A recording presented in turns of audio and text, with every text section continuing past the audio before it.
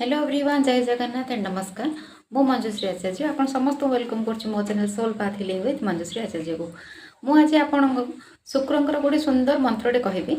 आपड़ से पढ़ले आपंकर जब रिलेशनशिप रे किसी प्रॉब्लम हो हजबैंड वाइफ भितर किसी झगड़ा होले से आस्ते आस्ते धीरे धीरे सल्व होगा लगे। आपड़ यहाँ करूँ शुक्रवार 108 थर पढ़ु। जदि आप समय पाँच सबुदिन 108 थर पढ़ु। से मंत्रटी हूँ ओम द्राम द्रीम द्रोम सा शुक्राय नमः। ओम द्राम द्रीम द्रोम सा शुक्राय नमः। यही मंत्र को आप शुक्रवार 108 थर पढ़ु अथवा आप सबुदिन 108 थर पढ़ु।